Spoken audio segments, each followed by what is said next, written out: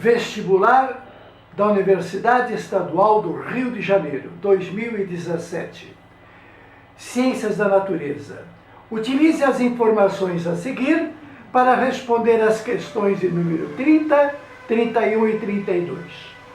O rompimento da barragem de contenção de uma mineradora em Mariana, Minas Gerais, acarretou o derramamento de lama contendo resíduos poluentes no Rio Doce.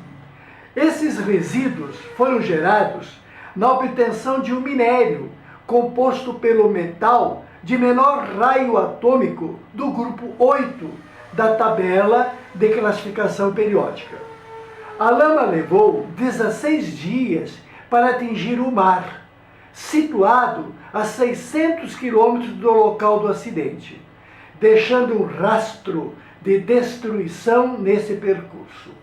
Caso alcance o arquipélago de Abrolhos, os recifes de coral dessa região ficarão ameaçados. Questão 30. O metal que apresenta as características químicas descritas no texto é denominado? Bem, a tabela periódica nos é fornecida na prova. E aqui está ela, adaptada pela IUPAC o ano passado. E o grupo 8. Interessante que a IUPAC, nesta tabela, está usando a terminologia antiga, onde nós chamávamos os elementos representativos pela classificação A, sendo representativos, então, o grupo atual 1, o grupo atual 2. E também representativos o grupo atual 13, 14, 15, 16, 17 e os gases nobres 18. Aqui, nesta baixada, nós temos os elementos de transição. Os elementos de transição, eles são aqueles que colocam o seu elétron mais energético. Os elementos de transição, eles terão 2 numa camada, por exemplo, a quarta, e Y na camada anterior, que é indicada por D. Se na última camada tem 2 e na penúltima tem 6, 2 no S e 6 no D da camada anterior, o total dá 8. Então, ele pertence ao grupo 8. O elemento químico cobalto está ao seu lado na tabela de classificação periódica, porque está no mesmo grupo 8. O cobalto, ele está no grupo 8 porque a soma de seus elétrons S com os elétrons D no nível anterior de camada totaliza 9. E na tabela periódica não existe 9. Então o 9 chamou-se de 8. Mais ainda, o níquel, o sequencial da numeração, o níquel de número 28, terá no 4S2 e no 3D8 a soma dá 10. Como não existe grupo 10, os 3 grupinhos, podemos chamar assim, os 3 são grupo 8. Então, os elementos que têm 2 no S e 1 no D, dá 3. 2 no S e 2 no D, dá 4. 5, 6, 7. Quando a soma dá 8, quando a soma dá 9, quando a soma dá 10, os 3 grupos são grupo 8. Se a soma der 11, aí tu subtrai 10 e fica o cobre, o ouro também no seu grupo, que pertence ao grupo 1B. E o zinco, que terá 2 no S e 10 no D, a soma dá 12. Como não tem 12, subtrai 10 e fica 2. Na atual tabela periódica, nós temos uma identificação diferente para os metais de transição. Atualmente, eles são classificados não por A, os representativos, não por B, os de transição, mas serão classificados numa sequência normal. Então, o grupo 1A dos alcalinos será grupo 1, dos alcalinos terrosos será 2, Este primeiro grupo dos metais de transição será 3, 4, 5, 6, 7, 8. O cobalto passa na nova classificação para grupo 9. O níquel, na nova classificação, passa para grupo 10, 11, 12.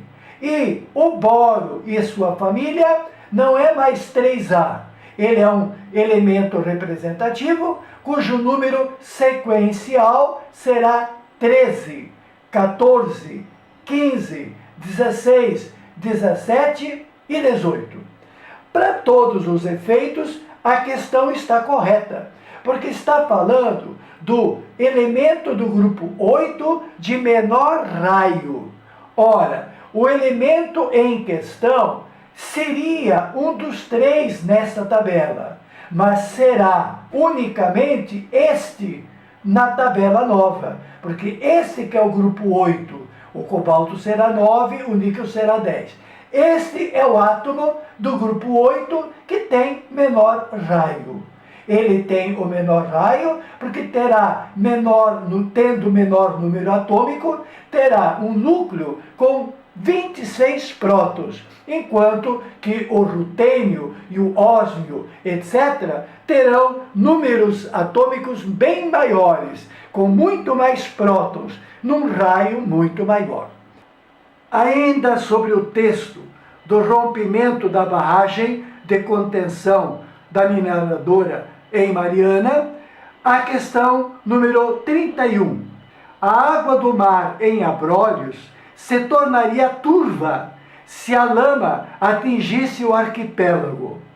A turbidez da água interfere diretamente no seguinte processo biológico. Letra A. Porque a fotossíntese é que vai ser a prejudicada. A fotossíntese, que é a conversão do dióxido de carbono em glicose e gás carbônico, utiliza, além da água, utiliza a luz. A turbidez da água do mar de Abrolhos elimina a possibilidade da luz chegar aonde há fotossíntese. Então o desastre não foi só o desastre nas casas dos moradores da região, como também na natureza. Continuando o texto e continuando para a questão 32. Com base nas informações apresentadas no texto, a velocidade média de deslocamento da lama do local onde ocorreu o rompimento da barragem até atingir o mar em quilômetros por hora. Qual é a velocidade da lama? Sendo que levou, conforme o texto, a lama levou 16 dias para atingir o mar, situado a 600 quilômetros do local. Com que velocidade chegou lá? A velocidade pede aqui em quilômetros por hora. Bom, temos então a informação nossa clássica de que a velocidade é a variação o deslocamento pela variação do tempo desse deslocamento. Nós queremos a resposta em quilômetros por hora. Fica fácil entender a necessidade de haver um fator unitário. O fator unitário tem a vantagem de simplificar unidades indesejadas. O que nós queremos eliminar nesta questão? A unidade dias. Como eu elimino a unidade dias? Tendo esta unidade no superior, na parte do numerador. Se eu tiver dia também no numerador, estará cancelada esta unidade. Mas para isso, eu tenho que colocar alguém que seja igual a um dia. O que é igual a um dia? No caso, horas, que é a unidade que nós queremos no final. Ora, um dia são 24 horas. esta simples lembrança desta identidade que um dia tem 24 horas, torna a grandeza de cima sendo igual à grandeza de baixo, torna esta fração igual a 1. E multiplicar qualquer grandeza por 1 é manter-se, com a vantagem de ele ter eliminado a grandeza indesejada. As continhas eu já fiz para você e a resposta será 1,6. Será 1,6 km por hora. Então aquela lama foi desastrosamente, lentamente em direção ao mar. E um rio que era doce ficou uma lama só. O maior desastre ecológico de todos os tempos no Brasil. Toti, ao seu dispor.